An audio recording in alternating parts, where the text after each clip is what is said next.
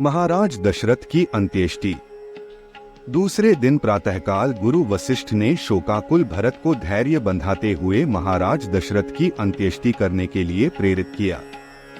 राजगुरु की आज्ञा का पालन करने के लिए प्रयास करके भरत ने हृदय में साहस जुटाया और अपने स्वर्गीय पिता का प्रेत कर्म प्रारंभ किया। तैलकुंड में रखे गए शव को निकालकर अर्थी पर लिटाया गया। अर्थी पर पिता का शव देखकर भरत का हृदय चीत्कार कर उठा। रो रो कर वे कहने लगे, हे पिताजी, आप मुझे छोड़कर चले गए। आपने तनिक भी विचार नहीं किया कि अनाथ होकर मैं किसके आश्रय में जीऊंगा। आप मुझसे बात नहीं कर रहे हैं क्योंकि आप मुझे दोषी समझते हैं। आप स्वर्ग सिधार गए, भैया राम वन को चले गए, अब इस अयोध्या का राज्य कौन संभालेगा। भरत को इस प्रकार विलाप करते हुए देख महर्षि वशिष्ठ ने कहा, वत्स, अब शोक त्याग कर महाराज का प्रेत कर्म आरंभ करो।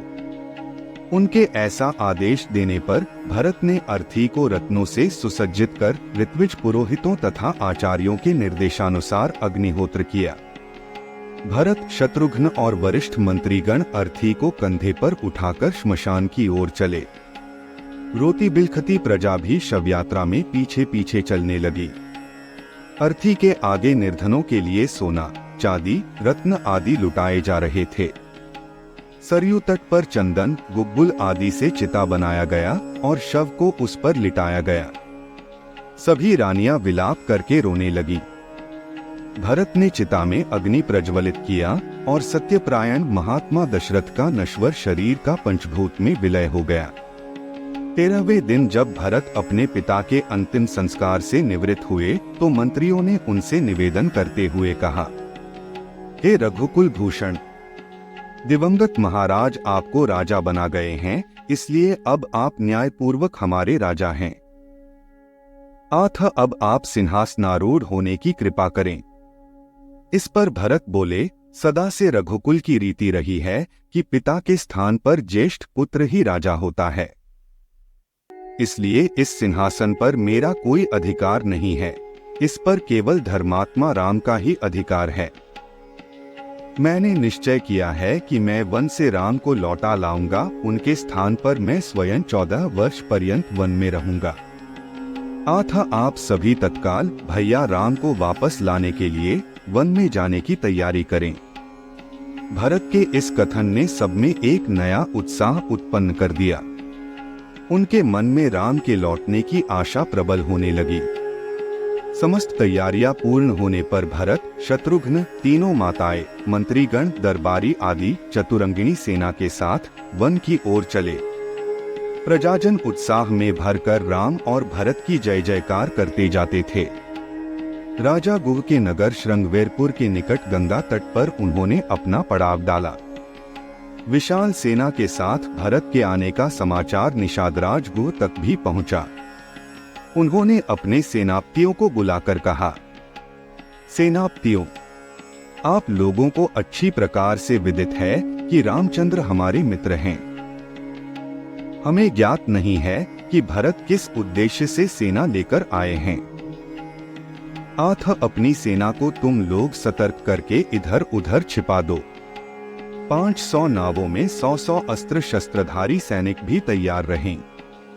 यदि भरत राम के पास निष्कपट भाव से जाना चाहे तो जाने दो, अन्यथा उन सबको मार्ग में ही मृत्यु के मुख में पहुंचा दो। इस प्रकार से सेनापतियों को सावधान करने के पश्चात वे स्वागत की सामग्री ले भरत के पास पहुंचे और बोले, हे राघव, बिना किसी पूर्व सूचना के आपके यहाँ पहुँच जाने के कारण मैं आपके यथोचित सत्कार व्यवस्था नहीं कर पाया। मैं इसके लिए क्षमा प्रार्थी हूँ। आपसे निवेदन है कि रात्रि विश्राम यहीं करें और हमारा रूखा सूखा भोजन स्वीकार करके हमें धन्य करें। गुह के प्रेमित वचनों को सुनकर भरत ने कहा, हे निषादराज, मैं ऋषि भरद्वाज के आश्रम में जाना चाहता हूँ, क्योंकि भैया राम वहीं गए हैं। आपकी मुझ पर बड़ी कृपा होगी यदि आप मुझे कुछ पथ प्रदर्शक प्रदान करें। निषादराज बोले, प्रभु, आप चिंता न करें, मैं और मेरे सैनिक आपका पथ प्रदर्शन करेंगे। किंतु आप इतनी विशाल सेना को साथ लेकर रामचंद्र के पास क्यों जा रहे हैं? निषाद के हृदय की शंका का अनुमान कर भरत बोले, निषादराज, मैं भैया राम को वन से लौटाकर उनका राज्य उन्हें सौंपना चाहता हूं, क्योंकि वे मेरे बड़े भाई और पिता के तुल्य हैं। मेरे इस कार्य के लिए मेरी माताएं और मंत्री आदि भी मेरा साथ दे रहे हैं। भरत के वचन सुनकर गुह को संतोष हुआ। समस्त जनों सहित भरत ने वहीं रात्रि विश्राम किया। प्रातःकाल गुहराज की आज्ञा से गंगा के किनारे पर सैकड़ों नौकाओं का प्रबंध कर दिया गया और उनमें सवार होकर सब गंगा पार उतर गए। वे सभी महर्षि भरद्वाज के आश्रम में पहुंचे। उनका यथोचित सत्कार करने के पश्चात महामुनि ने भरत से वन में आगमन का कारण पूछा। भरत ने हाथ जोड़कर कहा, महामुनि, मैं अपने भैया राम का दास हूँ। मेरी माता कैकेयी ने जो कुछ किया है मैं उसके सर्वथा विरुद्ध हूँ। मैं भैया राम के पास जाकर उनसे क्षमा याचना करना चाहता हूँ। मैं उनसे अयोध्या लौटने की प्रार्थना करना चाहता हूँ कि वे वापस लौटकर अपना राज्य संभाले। भरत की बात सुनकर मुनि बोले, भरत, तुम वास्तव में महान हो। मैं तुम्हें आशीर्वाद देता हूँ कि तुम तीनों लोकों में यशस्वी हो। आजकल राम, सीता और लक्ष्मण के साथ चित्रकूट में निवास करते हैं। तुम कल प्रातः वहां चले जाना। आज की रात्रि यहीं विश्राम करो।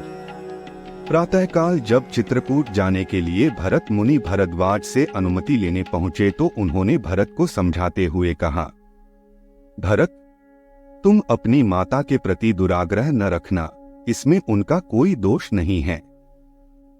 कैकेयी द्वारा किए गए कार्य में परमात्मा की प्रेरणा है, ताकि वन में असुरों और राक्षसों का राम के हाथों विनाश हो सके।